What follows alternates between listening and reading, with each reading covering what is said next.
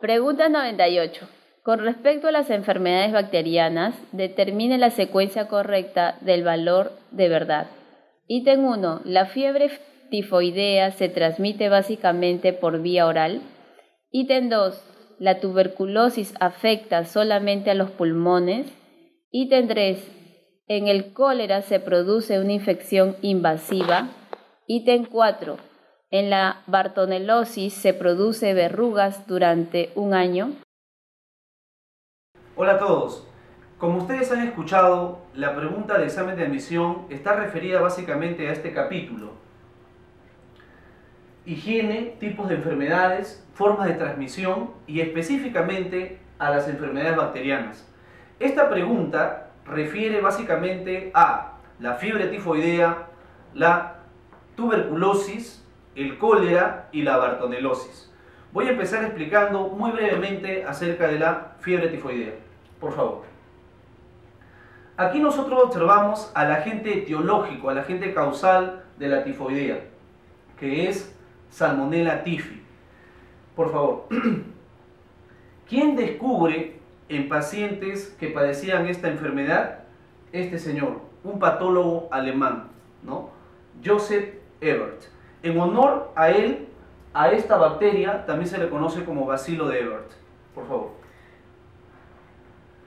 La pregunta específica del examen de admisión 2019-1 está referida a que si la fiebre tifoidea se transmite básicamente por vía oral.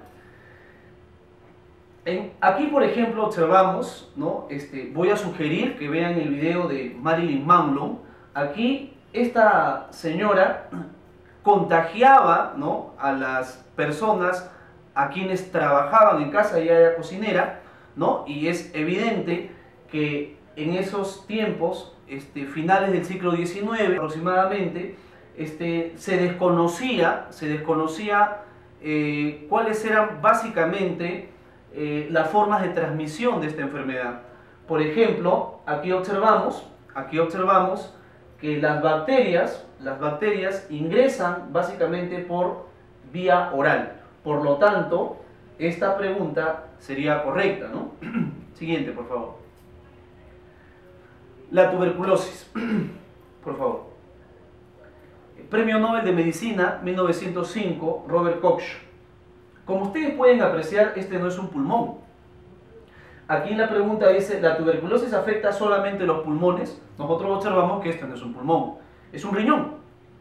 Y es el segundo órgano más atacado en la tuberculosis. Observamos también la forma, ¿no?, de cómo se atrofia el riñón. ¿Qué se parece, jóvenes? Esto se parece a una papa. Y la papa es un tubérculo, razón por la cual el pulmón y algunos otros órganos, como por ejemplo el riñón, ¿no?, al tener la forma de un tubérculo, la enfermedad se denominó tuberculosis. Por lo tanto, esta su pregunta sería, la tuberculosis afecta solamente a los pulmones, sería falso, ¿no? Siguiente, por favor. Ahora nos están preguntando acerca del cólera, ¿no? Nosotros sabemos que en el Perú, en la década del 90, ¿no?, a inicios de la década del 90, hubo una gran epidemia que azotó nuestro país. Bueno, nos preguntan, en el cólera se produce una infección invasiva, ¿no? Por favor, la siguiente. Aquí observamos al Vibrio cholerae, ¿no?, una bacteria que básicamente ingresa por vía oral, ¿no?, por vía oral en alimentos y agua contaminada. Y para poder explicar específicamente si es invasiva, significa que ingresa por la boca, llega al epitelio intestinal, es absorbida, ¿no?, y esta bacteria llegaría a la sangre y posteriormente invadiría diferentes órganos. Eso lo voy a explicar a continuación. Muy bien, jóvenes, ahora vamos a contestar la pregunta, ¿el cólera es una infección invasiva? Vamos a ver. Como nosotros observamos aquí, tenemos el epitelio intestinal y aquí está el Vibrio cholerae. El Vibrio cholerae, cuando ingresa al epitelio, a la luz intestinal, lo primero que va a hacer es multiplicarse, ¿sí? Se multiplica. Posteriormente va a empezar a producir una enterotoxina, como nosotros apreciamos aquí, ¿ven? Empiezan a producir enterotoxinas. Estas enterotoxinas van a traer como consecuencia de que se evite la absorción de sodio, ¿sí? Y además de cloro. Y esto como consecuencia va a permitir la secreción de agua, ¿no? De agua que, como ustedes saben, es la base de la diarrea, ¿no? Pero además promueve la secreción de cloro, ¿sí? Nosotros debemos recordar que si la infección hubiera sido invasiva, este microorganismo hubiera tenido que ingresar al torrente sanguíneo y de esa manera diseminarse a diferentes órganos, ¿no? Y eso trae como consecuencia generalmente una respuesta natural que es, en primera instancia, la fiebre. Por eso, seguramente ustedes, jóvenes estudiantes, se preguntarán, profesor, pero en el cólera no hay fiebre.